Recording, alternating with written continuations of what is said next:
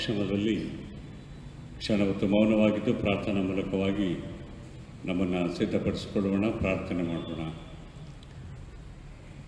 ಸರ್ವಶಕ್ತನಾದ ದೇವರೇ, ನಮಗೆ ಪಾಪ ಪರಿಹಾರಕ ಯಜ್ಞವು ಸಭಕ್ತ ಜೀವನಕ್ಕೆ ಮಾದರಿಯಾಗಿರುವುದಕ್ಕೆ ನಿನ್ನ ಕುಮಾರನನ್ನು ಕೊಟ್ಟಾತನೇ, ಆತನು ನಮಗೆ ಮಾಡಿದ ಅಮೂಲ್ಯವಾದ ಉಪಕಾರವನ್ನು ನಾವು ಯಾವಾಗಲೂ ಅತ್ಯಂತ ಕೃತಜ್ಞತೆಯಿಂದ ಸ್ವೀಕರಿಸುವಂತೆಯೂ ಮಹಾಪರಿಶುದ್ಧವಾದ ಆತನ ಹೆಜ್ಜೆ ಜಾಡಿನಲ್ಲಿ ನಡೆಯುವುದಕ್ಕೆ ಪ್ರತಿದಿನವೂ ಪ್ರಯಾಸ ಪಡುವಂತೆಯೂ ನಮಗೆ ಕೃಪಾವರವನ್ನು ದಯಪಾಲಿಸಬೇಕೆಂದು ನಮ್ಮ ಕರ್ತನಾದ ಯೇಸು ಕ್ರಿಸ್ತನ ಮುಖಾಂತರ ನಿನ್ನನ್ನು ಬೇಡಿಕೊಳ್ಳುತ್ತೇವೆ.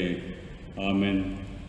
ದೇವರ ಸ್ತೋತ್ರಕ್ಕಾಗಿ ನಾವು ಹಾಡುವ ಸಂಗೀತಗಳಲ್ಲಿ 109ನೇ ಸಂಗೀತವನ್ನು ಹಾಡೋಣ. 109ನೇ ಸಂಗೀತ. ಪ್ರಾಣ ಕೊಟ್ಟ ಕರ್ತಗೆ ಜಯ ಉಂಟಾಯಿತು, ಮೃತ್ಯು ಬಂದವ ತಾನೇ ಬಿಚ್ಚಿ ಎದ್ದು ಬಂದನು.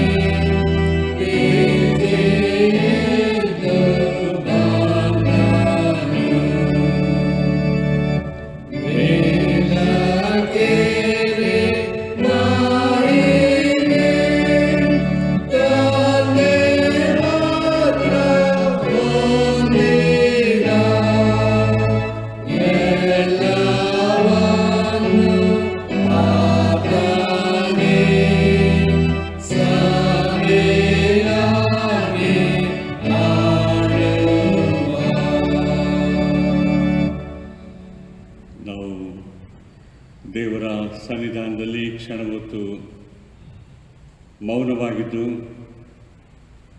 ನಮ್ಮನ್ನು ನಾವು ಪರೀಕ್ಷೆ ಮಾಡಿಕೊಂಡು ಪ್ರಾರ್ಥನಾ ಪೂರ್ವಕವಾಗಿ ದೇವರ ಕೈಗಳಿಗೆ ನಮ್ಮನ್ನು ಒಪ್ಪಿಸಿಕೊಡೋಣ. ಪರಿಶುದ್ಧನು ಪರಿಶುದ್ಧನು ಪರಿಶುದ್ಧನು, ಸದಾ ನಮಗೋಸ್ಕರವಾಗಿ ಜೀವಿಸುವಾತನು ನೀನು. ನಮ್ಮ ನಿಮಿತ್ತವಾಗಿ ಶಿಲುಬೆಯ ಮೇಲೆ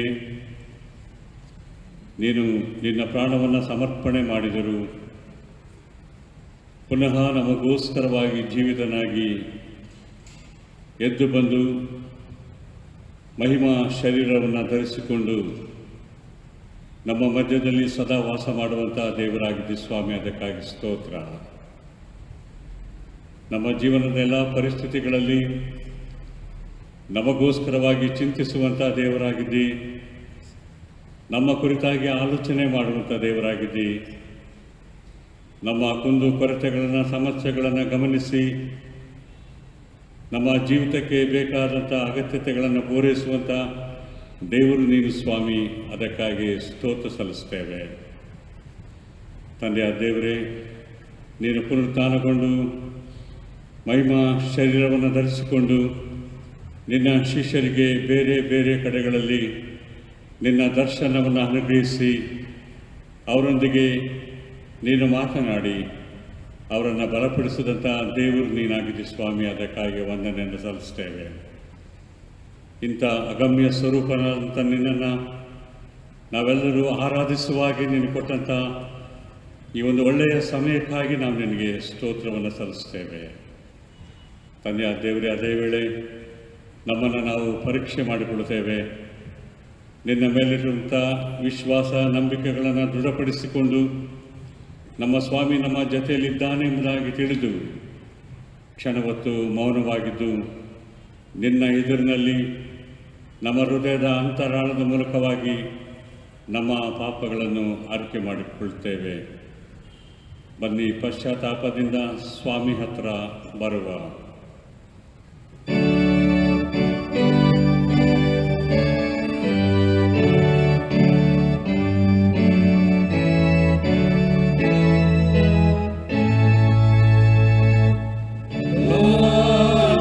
Omnipotens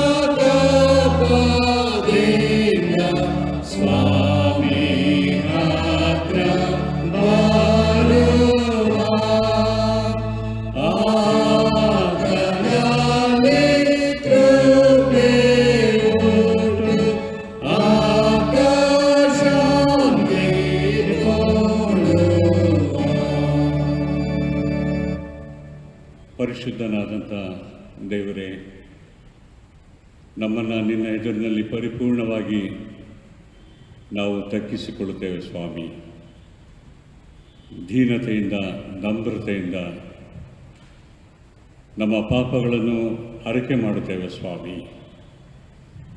ಕರ್ತನೇ, ನೀನೇ ಮಾರ್ಗವೂ ಜೀವವೂ ಸತ್ಯವೂ ಆಗಿದ್ದಿ, ಪುನರುತ್ಥಾನವೂ ಆಗಿದ್ದಿ ಎಂಬುದಾಗಿ ನಾವು ಯಾವಾಗಲೂ ನಿನ್ನನ್ನೇ ನಾವು ನಂಬುತ್ತೇವೆ ಸ್ವಾಮಿ. ಅನೇಕ ವೇಳೆ ನಿನ್ನನ್ನು ನಂಬಿದಾಗಲೂ ಸಹ ನಾವು ನೀನು ಹೇಳಿದಂತೆ ಜೀವನ ಮಾಡದೆ ಅನೇಕ ವೇಳೆ ನಂಬಿಕೆಯಲ್ಲಿ, ವಿಶ್ವಾಸದಲ್ಲಿ ನಾವು ಬಿದ್ದು ಹೋಗುತ್ತೇವೆ. ನಿನ್ನ ದರ್ಶನದ ಅನುಭವವನ್ನು ಮಾಡಿದ್ದರೂ ಸಹ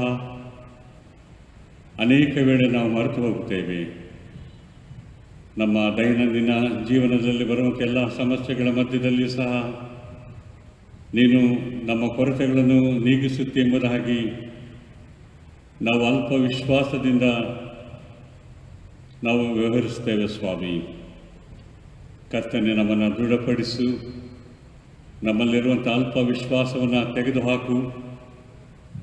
ಅದರ ಮೂಲಕವಾಗಿ ದೃಢವಾದಂಥ ಮನಸ್ಸನ್ನು, ವಿಶ್ವಾಸವನ್ನು, ನಂಬಿಕೆಯನ್ನು ನಮ್ಮ ಹೃದಯಗಳಲ್ಲಿ ನೀನು ಸುರಿಸು ಸ್ವಾಮಿ.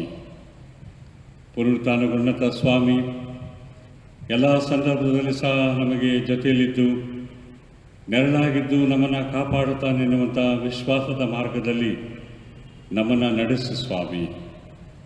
ಯಾವ ರೀತಿಯಲ್ಲೂ ಸಹ ನಾವು ಸಂಶಯ ಪಡದೆ, ಜೀವ ಸ್ವರೂಪನಾದಂಥ ದೇವರು ಈ ಲೋಕದ ಎಲ್ಲ ವಿಷಯಗಳಲ್ಲಿ ಸಹ ನಮ್ಮನ್ನು ಸತ್ಯದ ದಾರಿಯಲ್ಲಿ ನಡೆಸಿ ನಮ್ಮನ್ನು ಕಾಪಾಡುತ್ತಾನೆನ್ನುವಂಥ ವಿಶ್ವಾಸದಿಂದ ಈ ಲೋಕದಲ್ಲಿ ಮುಂದೆ ಸಾಗಲಿಕ್ಕಾಗುವ ಹಾಗೆ ಆತನ ವಾಕ್ಯಗಳನ್ನು ಅರ್ಥವಿಸಿಕೊಂಡು ವಾಕ್ಯದ ಮೂಲಕವಾಗಿ ಜೀವಿಸುವ ಹಾಗೆ ನಿನ್ನ ಮಹಾಕೃಪೆಯನ್ನು ಅನುಗ್ರಹಿಸಿ ನಮ್ಮನ್ನು ಮತ್ತು ಶುದ್ಧರನ್ನಾಗಿ ಮಾಡಿ ಹೊಸ ಪುನರುತ್ಥಾನದ ನಂಬಿಕೆ, ವಿಶ್ವಾಸಗಳನ್ನು ನಮ್ಮಲ್ಲಿ ಇರಿಸಿ ನೂತನ ಮಾರ್ಗದಲ್ಲಿ ನಾವು ಜೀವಿಸುವ ಹಾಗೆ ನಿನ್ನ ಮಹಾಕೃಪೆಯನ್ನು ಅನುಗ್ರಹಿಸಿ ನಮ್ಮೆಲ್ಲರನ್ನು ಆಶೀರ್ವದಿಸುವುದಾಗಿ ಯೇಸು ಸ್ವಾಮಿ ಮೂಲಕ ಬೇಡಿಕೊಳ್ಳುತ್ತೇವೆ ಸ್ವಾಮಿ. ಆಮೇನ್. ಕಣ್ಣೆತ್ತಿ ಕ್ರೂಜೆಯನ್ನು ಪಾಪಾತ್ಮ ದೃಷ್ಟಿಸು.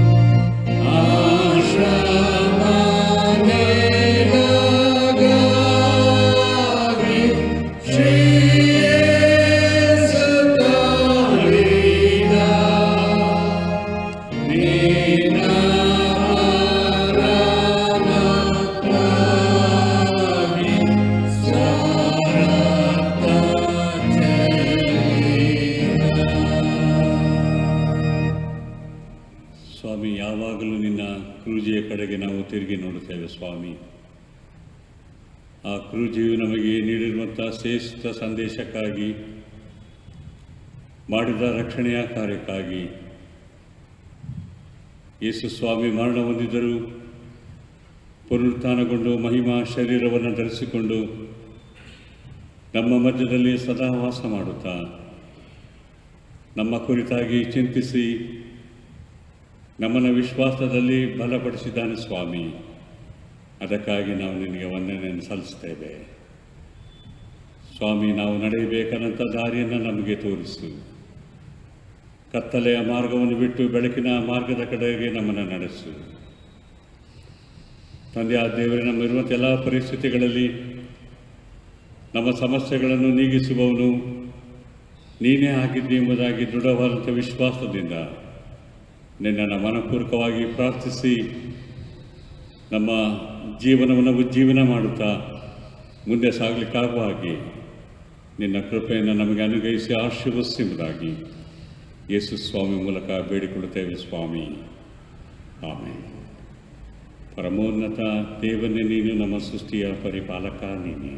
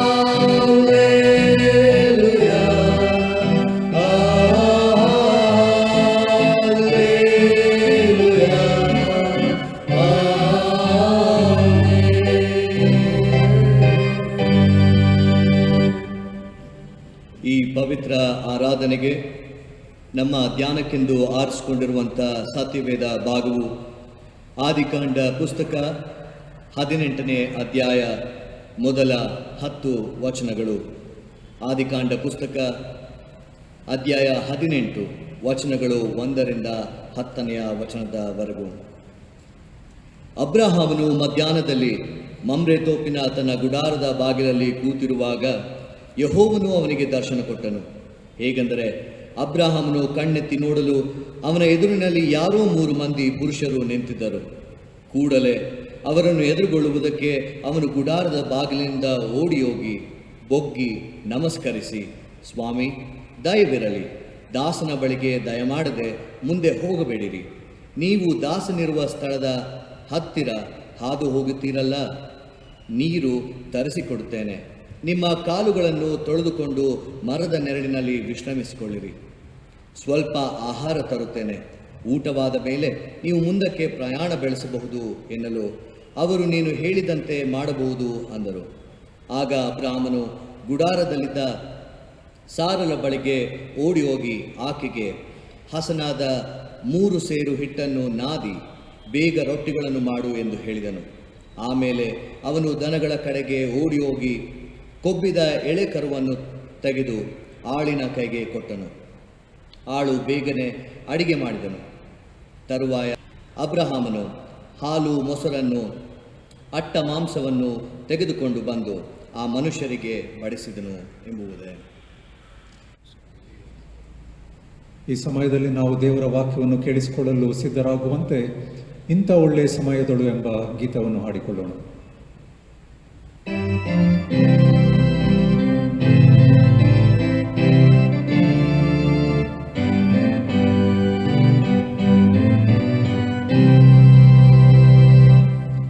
ಇಂಥ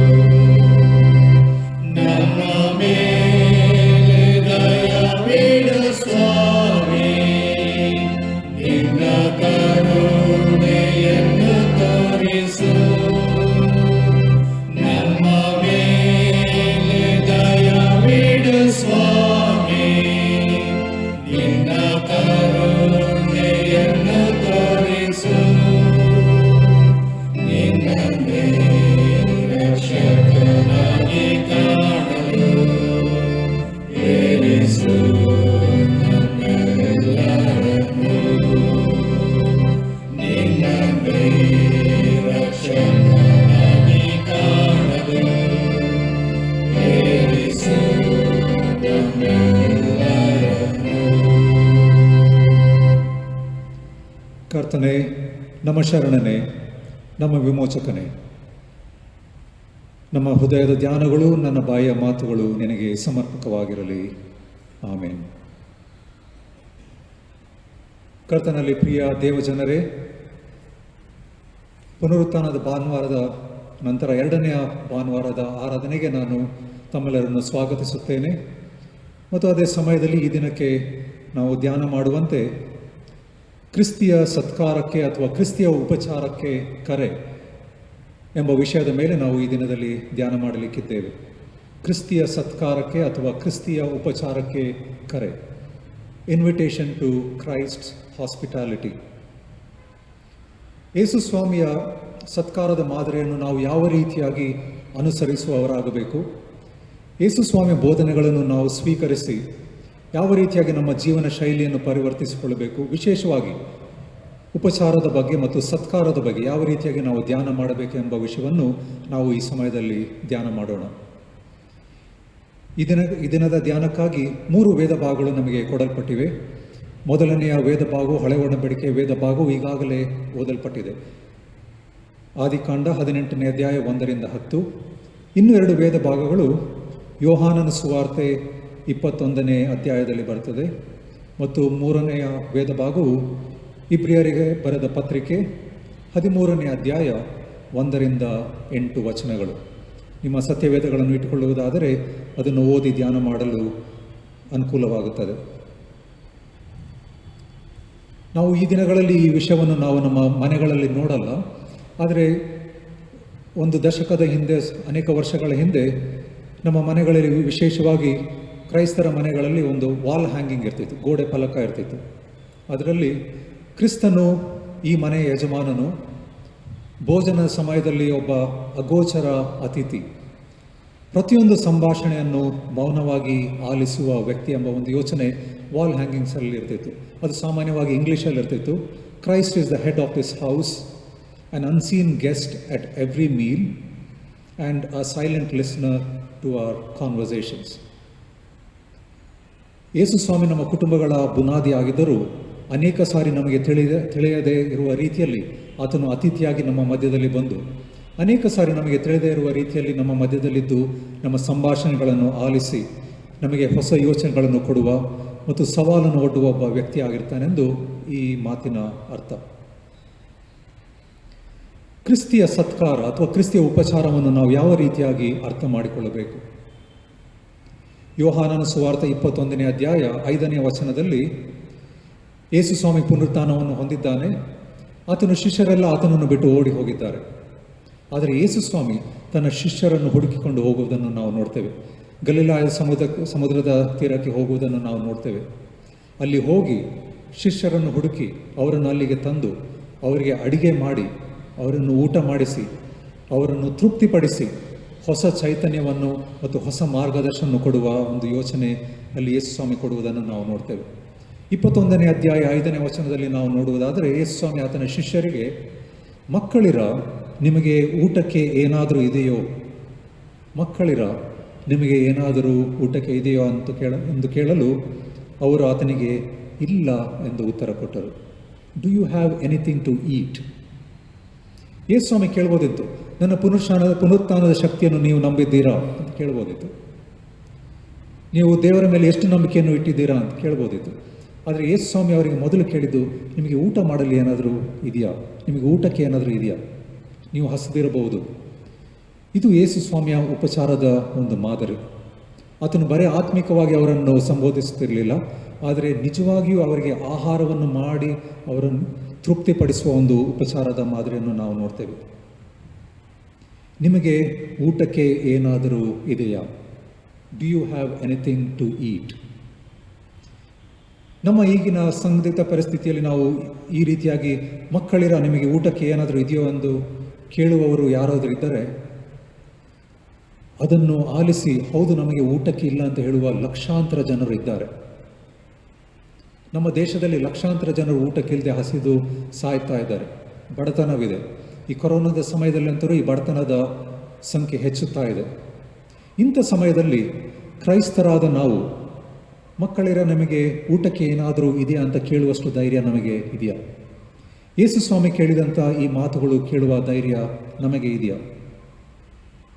ನಮಗೆ ಗೊತ್ತಿದೆ, ನಮ್ಮ ಸುತ್ತಮುತ್ತಲು ಅನೇಕರಿಗೆ ಆಹಾರವಿಲ್ಲ, ಬಟ್ಟೆಗಳಿಲ್ಲ, ಮನೆ ಇಲ್ಲ, ತೊಂದರೆ ಪಡ್ತಾ ಇದ್ದಾರೆ. ಅವರ ಸಂದರ್ಭಕ್ಕೆ ಅನುಗುಣವಾಗಿ ನಾವು ಪ್ರಶ್ನೆಗಳನ್ನು ಕೇಳ್ತೀವ, ಅಥವಾ ನಮ್ಮ ಮನಸ್ಸಿನಲ್ಲಿದೆಯೋ ಆ ಪ್ರಶ್ನೆಗಳನ್ನು ಕೇಳಿ ಅವರನ್ನು ಸಂತೈಸಿ ಸಮಾಧಾನ ಮಾಡಿ ಕಳಿಸುವ ಒಂದು ಯೋಚನೆಯಲ್ಲಿ ನಾವಿರ್ತೇವೆ. ನಮಗೀಗಾಗಲೇ ತಿಳಿದಿರುವಂತೆ ಕೊರೋನಾದಿಂದ ಸಾವಿರಾರು ಜನರು ಸೋಂಕಿತರಾಗಿ ಸಾಯ್ತಾ ಇದ್ದಾರೆ. ಅನೇಕರು ಆಸ್ಪತ್ರೆಗಳಲ್ಲಿದ್ದಾರೆ. ಅನೇಕರಿಗೆ ಮನೆಗಳಲ್ಲಿ ಆಹಾರವಿಲ್ಲ, ಅಂಗಡಿಗಳು ಮುಚ್ಚಿವೆ, ಹೋಟೆಲ್ಗಳು ಮುಚ್ಚಿವೆ, ದುಡ್ಡಿದ್ದರೂ ಆಹಾರವಿಲ್ಲ. ಅನೇಕ ಸಾರಿ ದುಡ್ಡಿಟ್ಕೊಂಡು ಮಾಡೋದೇನಿದೆ? ದುಡ್ಡಿದ್ದರೂ ಆಹಾರಕ್ಕಿಲ್ಲದಿದ್ದರೆ ಏನು ನಮ್ಮ ದುಡ್ಡಿಗೆ ಅರ್ಥವೇ ಇಲ್ದಂಗೆ ಆಗ್ತದೆ. ಅದೇ ಸಮಯದಲ್ಲಿ ಲಕ್ಷಾಂತರ ಜನ ಆಹಾರವಿಲ್ಲದೆ ಸಾಯ್ತಾ ಇದ್ದಾರೆ. ಹಾಗಾಗಿ ಈ ಎಲ್ಲದರ ನಡುವೆ ಯೇಸುವಿನ ಈ ಪ್ರಶ್ನೆ ಮತ್ತು ಯೇಸುವಿನ ಈ ಉಪಚಾರದ ವಿಷಯ ನಾವು ಯಾವ ರೀತಿಯಾಗಿ ಅರ್ಥೈಸಿಕೊಳ್ಳಬೇಕು? ಕ್ರಿಸ್ತಿಯ ಜೀವನದಲ್ಲಿ ನಾವು ಯಾವ ರೀತಿಯಾಗಿ ಇದನ್ನು ಅರ್ಥೈಸಿಕೊಳ್ಳಬೇಕು? ನಾವು ಈ ವೇದ ಭಾಗವನ್ನು ಓದುವುದಾದರೆ ನಾವು ಒಂದು ವಿಷಯವನ್ನು ನಾವು ಯಾವಾಗಲೂ ನೆನಪಿನಲ್ಲಿಟ್ಕೊಳ್ಬೇಕು. ಯೇಸು ಸ್ವಾಮಿ ಈ ಪ್ರಶ್ನೆಯನ್ನು ಕೇಳಬೇಕಾದರೆ ಆತನೊಬ್ಬ ಸಾಹುಕಾರನಾಗಿ, ಒಬ್ಬ ದೊಡ್ಡ ವ್ಯಕ್ತಿಯಾಗಿ, ಒಬ್ಬ ಬಿಸ್ನೆಸ್ ಮ್ಯಾನ್ ಆಗಿ ಇಲ್ಲಿ ಬಂದು ಕೇಳಿಲ್ಲ. ಆತನು ಮರಣವನ್ನು ಹೊಂದಿದ್ದನು. He was a victim. ಆತನೊಬ್ಬ ಬಲಿಪಶುವಾಗಿದ್ದನು. ಆತನ ಹತ್ರನೇ ಏನಿರಲಿಲ್ಲ. ಆತನೇ ಒಬ್ಬ ಬಡವನಾಗಿ, ಹಿಂಸೆ ಹೊಂದಿದವನಾಗಿ, ಮರಣ ಹೊಂದಿದವನಾಗಿ, ನಂತರ ಪುನರುತ್ಥಾನ ಹೊಂದು ಬಂದು ಇತರ ಜನರಿಗೆ ಆಹಾರ ಇದೆಯಲ್ಲ ಅಂತ ಕೇಳುವಷ್ಟು ಒಂದು ಅನುಕಂಪ ಯೇಸು ಸ್ವಾಮಿಯಲ್ಲಿತ್ತು. ಹಾಗಾಗಿ ಯೇಸು ಸ್ವಾಮಿ ಆತನು ಮರಣವನ್ನು ಜಯಿಸಿ ಜನರ ಮಧ್ಯದಲ್ಲಿ ಬಂದು ಉಪಚಾರ ಮಾಡುವ ಸೇವೆ, ಅದು ಆತನ ಪುನರುತ್ಥಾನದ ಮೊದಲನೆಯ ಸೇವೆ. ಆತನು ಶಿಷ್ಯರನ್ನು ಧೈರ್ಯಪಡಿಸಿದನು. ಆತನು ಶಿಷ್ಯರಿಗೆ ಊಟವನ್ನು ಕೊಟ್ಟು ಉಪಚರಿಸಿ ಸತ್ಕರಿಸಿದನು. ನಾವು ಇನ್ನೊಂದು ವಿಷಯವನ್ನು ಯಾವಾಗಲೂ ಮನಸ್ಸಿನಲ್ಲಿ ಇಟ್ಕೊಳ್ಬೇಕು. ಯೇಸು ಸ್ವಾಮಿ ಶಿಷ್ಯರು ಆತನನ್ನು ಅಲ್ಲಗಳೆದು ಓಡಿ ಹೋಗಿದ್ದರು. ಯೇಸು ಸ್ವಾಮಿ ಹೇಳ್ಬೋದಿತ್ತು, ಶಿಷ್ಯರು ಓಡಿ ಹೋಗಿದ್ದಾರೆ, ಅವ್ರ ಹಿಂದೆ ಹೋಗಿ ನಾನು ಮಾಡೋಂಥದ್ದು ಏನಿದೆ? ಆದರೆ ಯೇಸು ಸ್ವಾಮಿ ಅವರನ್ನು ಹುಡುಕೊಂಡು ಹೋಗಿ ಅವರಿಗೆ ಸಮಾಧಾನ ಪಡಿಸಿ, ನಿಮಗೆ ಸಮಾಧಾನವಿರಲಿ ಎಂದು ಹೇಳಿ ಅವರಿಗೆ ಆಹಾರವನ್ನು ಕೊಡುವುದನ್ನು ನಾವು ನೋಡ್ತೇವೆ. ಹಾಗಾಗಿ ಈ ರೀತಿಯಾದ ಒಂದು ಪ್ರಶ್ನೆ ನಮಗೆ ಯಾವಾಗಲೂ ಕಾಡಬೇಕು ಮತ್ತು ಈ ರೀತಿಯಾಗಿ ಕೇಳುವಂಥ ಪ್ರಶ್ನೆ ಕೇಳುವ ಒಂದು ಧೈರ್ಯ ಸಹ ನಮಗೆ ಇರಬೇಕು. ಈ ಸಮಯದಲ್ಲಿ ನಾನು ಕೆಲವು ವಿಷಯಗಳನ್ನು ಈ ದಿನಕ್ಕೆ ಓದಿಕೊಂಡ ಹಳೆ ಒಡಂಬಡಿಕೆ ವೇದ ಭಾಗದ ಮೂಲಕ ತಮ್ಮ ಮುಂದೆ ಹಂಚಿಕೊಳ್ಳಲು ಇಷ್ಟಪಡುತ್ತೇನೆ. ಆದಿಕಾಂಡ 18ನೇ ಅಧ್ಯಾಯ 1-10 ವಚನಗಳು. ಅಲ್ಲಿ ಅಬ್ರಹಾಮನು ತನ್ನ ಮನೆಗೆ ಬಂದ ಅಪರಿಚಿತ ವ್ಯಕ್ತಿಗಳನ್ನು ಉಪಚರಿಸಿದಂಥ ಒಂದು ಸಂದರ್ಭ. ಹಾಗಾಗಿ ನಮ್ಮ ಮನಸ್ಸಿನಲ್ಲಿ ಬರಬೇಕಂತ ಒಂದು ಮೂಲವಾದ ವಿಷಯ, ಯಾವ ರೀತಿಯಾಗಿ ನಾವು ಅಪರಿಚಿತ ವ್ಯಕ್ತಿಗಳನ್ನು ಉಪಚರಿಸಬೇಕು? How do we treat strangers around us? ಮಿತ್ರರನ್ನು ಮನೆಗೆ ಕರೆದು ಊಟ ಹಾಕೋದು ತುಂಬ ಸುಲಭ. ಮಿತ್ರರನ್ನು ನಾವು ಮನೆಗೆ ಕರೆದಾಗ ಒಳ್ಳೆ ಆಹಾರವನ್ನು, ಅವರಿಗೆ ಅಷ್ಟು ಊಟ ಮಾಡಲಿಕ್ಕೆ ಆಗಲ್ಲ ಅಂತ ನಮಗೆ ಗೊತ್ತಿರೋನು 4-5 ಪದಾರ್ಥಗಳನ್ನು ಮಾಡ್ತೇವೆ. ಆದರೆ ಅಪರಿಚಿತರು ನಮ್ಮ ಮನೆಗೆ ಬಂದಾಗ, ಆಹಾರ ಬೇಡಿ ಬಂದಾಗ ಯಾವ ರೀತಿಯಾಗಿ ನಾವು ಅವರನ್ನು ಉಪಚರಿಸುತ್ತೇವೆ ಎಂಬುದಕ್ಕೆ ಇಲ್ಲಿ ಒಂದು ಒಳ್ಳೆಯ ಮಾದರಿ, ಅಬ್ರಹಾಮನ ಮಾದರಿಯಾಗಿದೆ. And therefore treating stranger's is like treating god. ನಾವು ಅಪರಿಚಿತರನ್ನು ಯಾವ ರೀತಿಯಾಗಿ ನೋಡ್ಕೊಳ್ತೇವೆ ಎಂಬುದು ನಾವು ದೇವರನ್ನು ನಾವು ಯಾವ ರೀತಿಯಾಗಿ ಉಪಚರಿಸ್ತೇವೆ ಎಂಬ ವಿಷಯಕ್ಕೆ ಒಂದು ಒಳ್ಳೆಯ ಮಾದರಿಯಾಗಿದೆ. ಅನೇಕ ಸಾರಿ ನಾವು ದೇವರಿಗೆ ಸತ್ಕಾರ ಮಾಡಲು ನಾವು ಪ್ರಯತ್ನ ಮಾಡ್ತೇವೆ. ನಾವು ದೇವರಿಗೆ ನಮ್ಮ ಸತ್ಕಾರದ ಮೂಲಕ ಅನೇಕ ಸಾರಿ ದೇವರಿಗೆ ಏನೋ ಕೊರತೆ ಇರ್ಬೋದು, ನಾವು ದೇವರಿಗೆ ಸಹಾಯ ಮಾಡಬೇಕೆಂಬ ಮನೋಭಾವದ ಮೂಲಕ ಅನೇಕ ಸಾರಿ ನಾವು ಏನೋ ದೇವರಿಗೆ ಒಳ್ಳೇದು ಮಾಡಲಿಕ್ಕೆ ಹೋಗ್ತೇವೆ. ನಾವು ದೇವರಿಗೆ ಸತ್ಕಾರ ಮಾಡಲು ಪ್ರಯತ್ನಿಸ್ತೇವೆ. ಆದರೆ ನಾವು ಸತ್ಕಾರ ಮಾಡಬೇಕಾಗಿರುವುದು ದೇವರಿಗೆ ಅಲ್ಲ, ನಮ್ಮ ಸಮಾಜದಲ್ಲಿರುವ ನಿರ್ಬಲ ಅವಸ್ಥೆಯಲ್ಲಿರುವವರಿಗೆ, ಸಮಾಜದಲ್ಲಿ ಗುರುತು ಇಲ್ಲದವರಿಗೆ. ಹೋಶೇಯನ ಪ್ರವಾದನ ಗ್ರಂಥ 6ನೇ ಅಧ್ಯಾಯ 6ನೇ ವಚನ ಮತ್ತು 1 ಸಮುವೇಲ 15:22 ನಾವು ನೋಡುವುದಾದರೆ ದೇವರು ಈ ರೀತಿಯಾಗಿ ಹೇಳ್ತಾನೆ, ನನಗೆ ನಿಮ್ಮ ಯಜ್ಞಗಳು ಬೇಡ, ನನಗೆ ನಿಮ್ಮ ಉಪಚಾರಗಳು ಬೇಡ, ನನಗೆ ಬೇಕಾಗಿರುವುದು ಕರುಣೆ, ವಿಧೇಯತೆ. ನಾವು ದೇವರಿಗೆ ಏನೋ ಒಳ್ಳೇದು ಮಾಡಲಿಕ್ಕೆ ಹೋಗ್ತೇವೆ, ಆದರೆ ದೇವರು ಹೇಳುವುದು ನಿಮ್ಮ ಯಜ್ಞಗಳು ನನಗೆ ಬೇಡ, ನಿಮ್ಮ ಉಪಚಾರ ನನಗೆ ಬೇಡ, ನಿಮ್ಮ ಉಪಕಾರ ನನಗೆ ಬೇಡ, ನನಗೆ ಬೇಕಾಗಿರುವುದು ವಿಧೇಯತೆ. ಹಾಗಾಗಿ ನಾವು ಇರುವ ಇಂಥ ಒಂದು ಸಂದಿಗ್ಧ ಪರಿಸ್ಥಿತಿಯಲ್ಲಿ ಎರಡು ಪ್ರಶ್ನೆಗಳು ಯಾವಾಗಲೂ ನಮ್ಮನ್ನು ಕಾಡಬೇಕು. ಮೊದಲನೇ ಪ್ರಶ್ನೆ, ನಾವು ಯಾರಿಗೆ ಕರುಣೆ ತೋರಿಸಬೇಕು? ನಾವು ಯಾರಿಗೆ ಕರುಣೆ ತೋರಿಸಬೇಕು? ಎರಡನೆಯದು, ನಾವು ಎಷ್ಟರ ಮಟ್ಟಿಗೆ ಅಪರಿಚಿತರಿಗೆ ಸಹಾಯ ಮಾಡಬೇಕು? ನಾವು ಎಷ್ಟರ ಮಟ್ಟಿಗೆ ಅಪರಿಚಿತರಿಗೆ ಸಹಾಯ ಮಾಡಬೇಕು? ಮೊದಲನೇ ಪ್ರಶ್ನೆ, ನಾವು ಯಾರಿಗೆ ಉಪಚಾರ ಮಾಡಬೇಕು? ಆದಿಕಾಂಡದಲ್ಲಿ ನಾವು ನೋಡುವುದಾದರೆ, ಆದಿಕಾಂಡದ ಮೊದಲನೇ ಅಧ್ಯಾಯದಲ್ಲಿ ಅಲ್ಲಿ ದೇವರ ಪ್ರಸನ್ನತೆ ಬಗ್ಗೆ ನಾವು ನೋಡ್ತೇವೆ. ದೇವರು ಬಂದು ಅಲ್ಲಿರುವುದನ್ನು ನೋಡ್ತೇವೆ. ಆದರೆ ಅಬ್ರಹಾಮನಿಗೆ ಅಲ್ಲಿ ಬಂದಿರುವ ವ್ಯಕ್ತಿಗಳು ದೇವರು ಅಂತ ಗೊತ್ತಿಲ್ಲ. ಆದರೆ ಯಾರೋ 3 ವ್ಯಕ್ತಿಗಳು, ಅವನಿಗೆ ಆ 3 ವ್ಯಕ್ತಿಗಳು ಯಾರಂತನೂ ಗೊತ್ತಿಲ್ಲ, ಅಪರಿಚಿತರು. ಎಲ್ಲಿಂದನೋ 3 ಜನ ಬಂದಿದ್ದಾರೆ, ಇನ್ನೊಂದು ಊರಿಗೆ ಹೋಗ್ತಾ ಇದ್ದಾರೆ. ಅಲ್ಲಿ ಸ್ವಲ್ಪ ಅವರಿಗೆ ಒಂದು ರೆಸ್ಟ್ ಆಗಬೇಕು, ಅವರು ಸ್ವಲ್ಪ ರೆಸ್ಟ್ ಮಾಡಿ ಮುಂದೆ ಹೋಗಬೇಕು. ಅಲ್ಲಿ ಬಂದು ನಿಂತಿದ್ದಾರೆ. ಹಾಗಾಗಿ ಆ 3 ಜನರು ಅಬ್ರಹಾಮನಿಗೆ ಅಪರಿಚಿತರು, ಅವರಿಗೆ ಊಟ ಇಲ್ಲ. ಆದರೆ ಅಬ್ರಹಾಮನು ಮಾಡುವ ಮೊದಲಿನ ಯೋಚನೆ, ಇವರು ಅಪರಿಚಿತರಾಗಿದ್ದರೂ ನಾನು ಇವರಿಗೆ ಮೊದಲು ನೀರನ್ನು, ರೊಟ್ಟಿಯನ್ನು ಕೊಡಬೇಕು. ಅವನು ಹೋಗಿ ಅವರಿಗೆ ನಿಮ್ಮ ಆಧಾರ್ ಕಾರ್ಡ್ ತೋರಿಸಿ, ನಿಮ್ಮ ಐಡೆಂಟಿಟಿ ಕಾರ್ಡನ್ನು ತೋರಿಸಿ, ನಿಮಗೆ ರೇಷನ್ ಕಾರ್ಡ್ ಇದೆಯಾ ತೋರಿಸಿ ಅಂತ ಕೇಳಲಿಲ್ಲ. ಅಪರಿಚಿತರನ್ನು ನೋಡಿದ ತಕ್ಷಣ ಇವರಿಗೆ ಊಟ ಬೇಕು, ಇವರು ಪ್ರಯಾಣಿಕರು, ಅವರಿಗೆ ಇಲ್ಲಿ ಏನೂ ಇಲ್ಲ, ನಾನು ಅವರಿಗೆ ಊಟವನ್ನು ಕೊಡಬೇಕು ಎಂಬ ಒಂದು ಅನುಕಂಪದ ಒಂದು ಯೋಚನೆ ಅಬ್ರಹಾಮನಿಗೆ ಬರುವುದನ್ನು ನಾವು ನೋಡ್ತೇವೆ. ಈ ರೀತಿಯಾಗಿ ನಮ್ಮ ಸುತ್ತಮುತ್ತಲು ಅನೇಕ ಜನರಿದ್ದಾರೆ. ನಮ್ಮ ಸುತ್ತಮುತ್ತಲು ನೋಡುವುದಾದರೆ ಈಗಿನ ಸಮಯದಲ್ಲಿ ನಾವು ಸಭೆಯಾಗಿ, ಕುಟುಂಬಗಳಾಗಿ, ವ್ಯಕ್ತಿಗಳಾಗಿ ಬಡವರಿಗೆ ನಾವು ಸಹಾಯ ಮಾಡಲಿಕ್ಕೆ ಹೋಗ್ತಾ ಇದ್ದೇವೆ. ನಮ್ಮ ಸಭೆಯ ಮೂಲಕ, ಸಭಾಪಾಲನೆ ಸಮಿತಿಯ ಮೂಲಕ, ಸಭೆಯ ವಿವಿಧ ಅಂಗಗಳ ಮೂಲಕ ನಾವು ಬಡವರಿಗೆ ಸಹಾಯ ಮಾಡ್ತಾ ಇದ್ದೇವೆ. ನಾವು ಹೋಗಿ ಅವರಿಗೆ ಆಹಾರವನ್ನು ಕೊಡ್ತೇವೆ, ಅವರಿಗೆ ಬೇಕಂತ ಅನುಕೂಲತೆಗಳನ್ನು ನಾವು ಕೊಡ್ತೇವೆ. ಈ ರೀತಿಯಾಗಿ ಮಾಡುವುದು ಒಳ್ಳೆಯದು. ಆದರೆ ನಮ್ಮ ಉಪಚಾರ ಹಿಂದೆ ಇರುವ ಯೋಚನೆಗಳು ಏನು, ಅದನ್ನು ನಾವು ಯಾವಾಗಲೂ ನಾವು ಕೇಳಿಕೊಳ್ಬೇಕು. ನಾವು ಯಾವ ಯೋಚನೆಯಿಂದ ಇತರರಿಗೆ ಸಹಾಯ ಮಾಡ್ತಾ ಇದ್ದೇನೆ ಮತ್ತು ಎಷ್ಟರ ಮಟ್ಟಿಗೆ ನಾನು ಸಹಾಯ ಮಾಡಬೇಕು? ಈ ವೇದ ಭಾಗದಲ್ಲಿ ಒಂದು ಬಹಳ ವಿಚಿತ್ರವಾದ ಒಂದು ಸಂದರ್ಭವಿದೆ. ಆದಿಕಾಂಡ 18ನೇ ಅಧ್ಯಾಯ 4 ಮತ್ತು 5ನೇ ವಚನದಲ್ಲಿ ನೋಡುವುದಾದರೆ, ಅಬ್ರಹಾಮನು ಆತನ ಮನಸ್ಸಿನಲ್ಲಿ ಆಶಯಿಸಿದ್ದೇ ಒಂದು ವಿಷಯ. ಅಪರಿಚಿತರು ಬಂದಿದ್ದಾರೆ, ಊಟವಿಲ್ಲದವರು ಬಂದಿದ್ದಾರೆ, ಹಸಿದವರು ಬಂದಿದ್ದಾರೆ, ವಲಸೆಗಾರರು ಬಂದಿದ್ದಾರೆ, ಪ್ರಯಾಣಿಕರು ಬಂದಿದ್ದಾರೆ. ನಾನು ಮೊದಲು ಅವರಿಗೆ ನೀರನ್ನು ಕೊಡಬೇಕು, ರೊಟ್ಟಿಯನ್ನು ಕೊಡಬೇಕು. ಒಳಗಡೆ ಹೋಗಿ ಹೇಳ್ತಾನೆ, ಹೆಂಡತಿಗೆ ಹೇಳ್ತಾನೆ, ಯಾರೋ ಅಪರಿಚಿತರು ಬಂದಿದ್ದಾರೆ, ನೀರು ರೊಟ್ಟಿಯನ್ನು ನಾವು ಕೊಡೋಣ ಅಂತ ಒಂದು ಯೋಚನೆ ಅವನಿಗೆ ಬರುತ್ತೆ. ಆದರೆ ಮುಂದಿನ ವಚನಗಳಲ್ಲಿ ನಾವು ನೋಡುವುದಾದರೆ, 7ನೇ ವಚನದಲ್ಲಿ ನಾವು ನೋಡುವುದಾದರೆ, ಆತನು ಕಾರ್ಯರೂಪವಾಗಿ ತೋರಿಸಿದ ವಿಷಯ ಬಹಳ ಉನ್ನತ ಮಟ್ಟದ ಒಂದು ಉಪಚಾರ.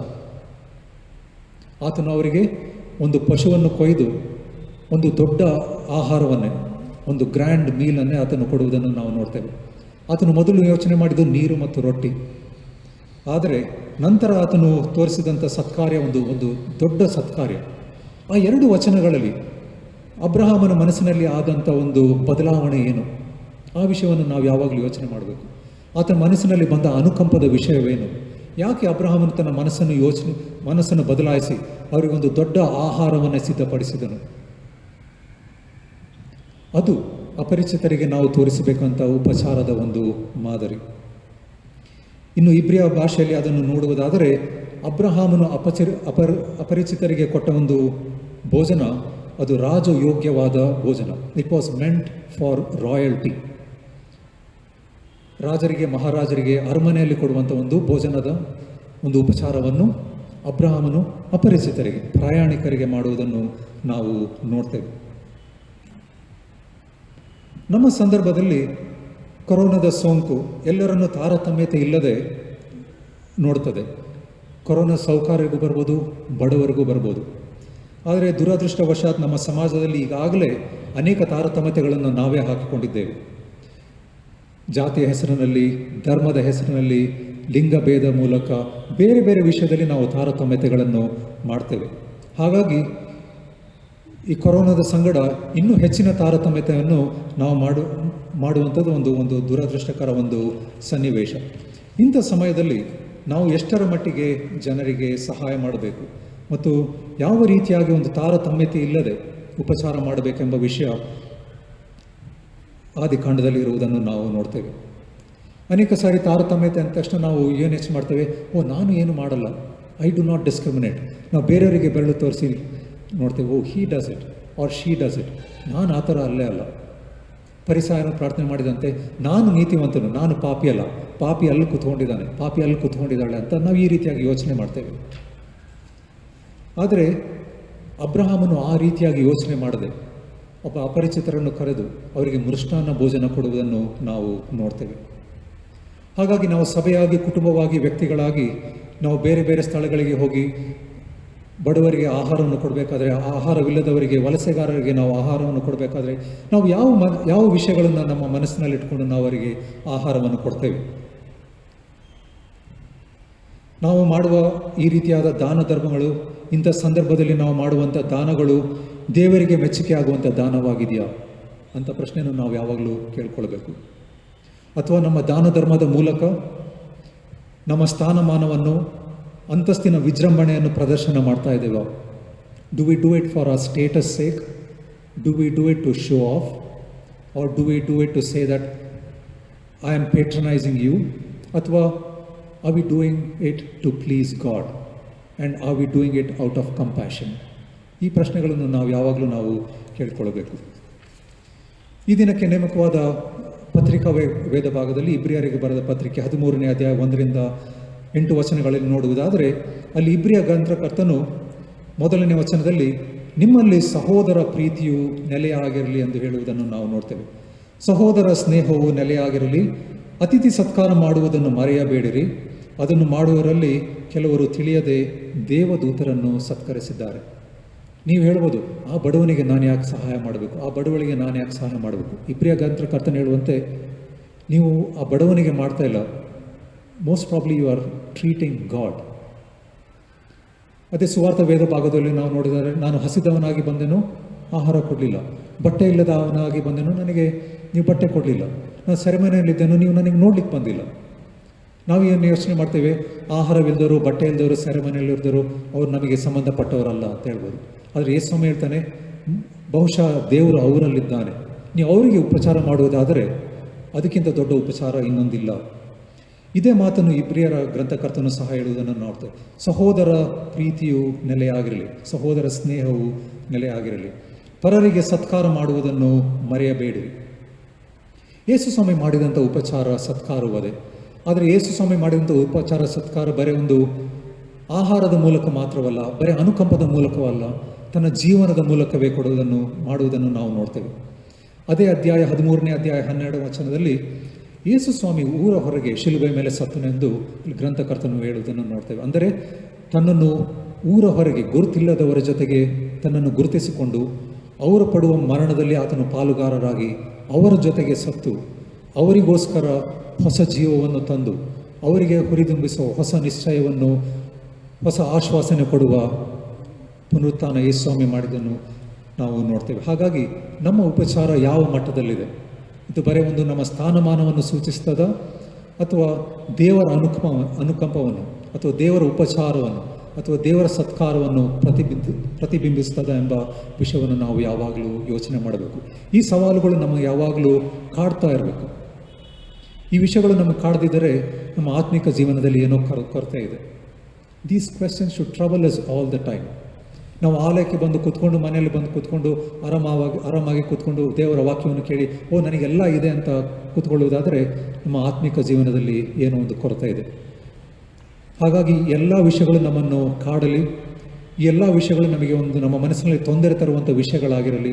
Let these questions trouble us, let these questions unsettle us, let these questions give us new idea of how to treat a neighbour, specially the vulnerable people. ಹೀಗಾಗುವಂತೆ ಉಪಚಾರದ ಬಗ್ಗೆ, ಅತಿಥಿ ಸತ್ಕಾರದ ಬಗ್ಗೆ ದೇವರು ನಮಗೆ ಒಳ್ಳೆಯ ವಿಷಯಗಳನ್ನು, ಒಳ್ಳೆಯ ಯೋಚನೆಗಳನ್ನು ಕೊಡಲಿ ಎಂದು ಹೇಳಿ ನನ್ನ ಮಾತುಗಳನ್ನು ಮುಗಿಸುತ್ತೇನೆ. ಆಮೇಲೆ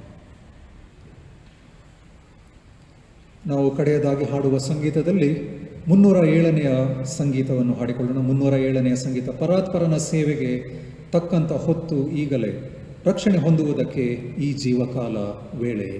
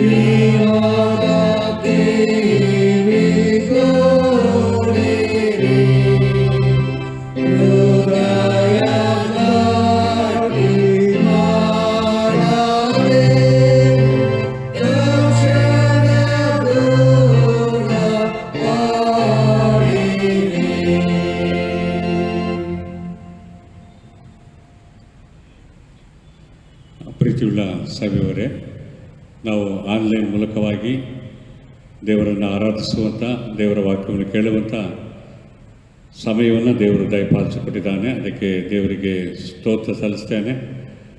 ವಿಶೇಷವಾಗಿ ಈ ದಿನದ ದೇವರ ವಾಕ್ಯದ ಭಾಗ ಒಂದು ವಿಶೇಷವಾದಂಥ ಸಂದೇಶವನ್ನು ಅದು ನೀಡುವಂಥದ್ದಾಗಿದೆ.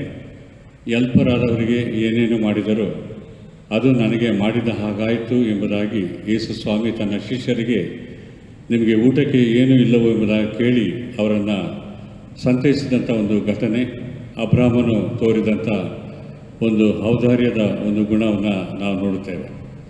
ನಮ್ಮ ಹಡ್ಸನ್ ಸ್ಮಾರಕ ಸಭೆಯ ಪರವಾಗಿ ಈ ಒಂದು ಕೊರೋನಾ ಬಂದಂಥ ಈ ಪರಿಸ್ಥಿತಿಗಳಲ್ಲಿ ನಮ್ಮ ಸಭಾಪಾಲನಾ ಸಮಿತಿಯು ವಿಶೇಷವಾದಂಥ ರೀತಿಯಲ್ಲಿ ಆಲೋಚನೆ ಮಾಡಿ ನಮ್ಮ ಸಭೆಯಲ್ಲಿರುವಂಥ ಬಡ ಕುಟುಂಬಗಳಿಗೆ ನಾವು ರೇಷನ್ನನ್ನು ಕೊಡುವುದರ ಮೂಲಕವಾಗಿ ದವಸ ಧಾನ್ಯಗಳನ್ನು ನಾವು ಸುಮಾರು 60 ಕುಟುಂಬಗಳಿಗೆ ನಾವು ನೀಡಿದ್ದೇವೆ. ಅದೇ ವೇಳೆ ಫ್ಯಾಮಿಲಿ ಫಂಕ್ಷನ್ ಕೂಡ, ವಿಡೋ ಫಂಕ್ಷನ್ ಸಹ ನಾವು ಎಲ್ಲರಿಗೆ ನಾವು ನೀಡಿದ್ದೇವೆ. ಕಳೆದ ಭಾನುವಾರ ಸುಮಾರು 500 ಜನರಿಗೆ ಫುಡ್ ಪಾಕೆಟನ್ನು ನಾವು ಅನೇಕ ಕಡೆಗಳಲ್ಲಿ, ಬೆಂಗಳೂರಿನಲ್ಲಿ ಸಿಟಿ ಮಾರ್ಕೆಟ್ ಏರಿಯಾದಲ್ಲಿ ಹಾಗೂ ಮೆಜೆಸ್ಟಿಕ್ ಏರಿಯಾದಲ್ಲಿ, ಕಿಡ್ವಾಯಿ ಏರಿಯಾದಲ್ಲಿ ಎಲ್ಲ ಕಡೆಯಲ್ಲೂ ಸಹ ಅದನ್ನು ಆಹಾರ ಇಲ್ಲದವರಿಗೆ, ಕೊರತೆ ಇಲ್ಲದವರಿಗೆ, ಹಸಿದಂಥ ಜನರಿಗೆ ನಾವು ವಿಶೇಷವಾದಂಥ ಸೇವೆಯನ್ನು ನಾವು ಸಲ್ಲಿಸಿದ್ದೇವೆ. ಅನೇಕ ವೇಳೆ ನಾವು ನಮ್ಮ ನೆರೆಯವರನ್ನು ಮರೆತು ಹೋಗುತ್ತೇವೆ, ಕಷ್ಟದಲ್ಲಿರುವವರ ಕುರಿತಾಗಿ ಮಾತನಾಡ್ತೇವೆ. ಆದರೆ ಯಾರು ಸಹ ಬೇರೆ ಬೇರೆ ಸಲಹೆಗಳನ್ನು ನಾವು ವಾಟ್ಸಪ್ಗಳ ಮೂಲಕವಾಗಿ ನಾವು ಕಳಿಸ್ತೇವೆ. ಯಾರು ಕೂಡ ನಮ್ಮ ಸಭೆಯ ಮೂಲಕವಾಗಿ ಇನ್ನೂ ಅನೇಕ ಒಳ್ಳೆಯ ಕಾರ್ಯಗಳು ಆಗಲಿ ಎಂಬುದಾಗಿ ಹೇಳಿ ಅದಕ್ಕೆ ಸಹಾಯ ಮಾಡುವಂಥ ಮನಸ್ಸನ್ನು ಇನ್ನೂ ಹೆಚ್ಚಿಗೆ ತೋರಿಸೋದಾದರೆ ಇನ್ನೂ ಅನೇಕ ಕಾರ್ಯಗಳನ್ನು ದೇವರ ಮಹಿಮೆಗೋಸ್ಕರವಾಗಿ ಅನೇಕ ಬಡವರ ಒಂದು ಸ್ಥಿತಿಗತಿಗಳನ್ನು ಸುಧಾರಿಸಲು ಅದು ಸಹಾಯಕವಾಗ್ತದೆ ಎಂಬುದಾಗಿ ನಾನು ನಂಬ್ತೇನೆ. ಸಭೆಯಲ್ಲಿರುವಂಥ ಎಲ್ಲ ಕುಟುಂಬಗಳಿಗೆ ನಾನು ಪ್ರಾರ್ಥಿಸ್ತೇನೆ, ವಂದಿಸ್ತೇನೆ. ನಿಮ್ಮೆಲ್ಲರನ್ನ ದೇವರು ವಿಶೇಷವಾಗಿ ಆಶೀರ್ವದಿಸಲಿ. ವಿಶ್ವಾಸದಿಂದ ಕರ್ತನ ಆಶೀರ್ವಾದವನ್ನು ಕೊಡೋಣ. ನಮ್ಮ ಕರ್ತನಾದ ಯೇಸು ಕ್ರಿಸ್ತನ ಕೃಪೆ, ತಂದೆ ದೇವರ ಪ್ರೀತಿ, ಪರಿಶುದ್ಧಾತ್ಮನ ಅನ್ಯೋನ್ಯತೆ ನಮ್ಮೆಲ್ಲರ ಸಂಗಡ, ನಮ್ಮ ಹಡ್ಸನ್ ಸ್ಮಾರಕ ಸಭೆ ಎಲ್ಲ ಕುಟುಂಬಗಳ ಸಂಗಡ ನಿರಂತರವೂ ನೆಲೆಯಾಗಿರಲಿ ಸ್ವಾಮಿ. ಆಮೇನ್.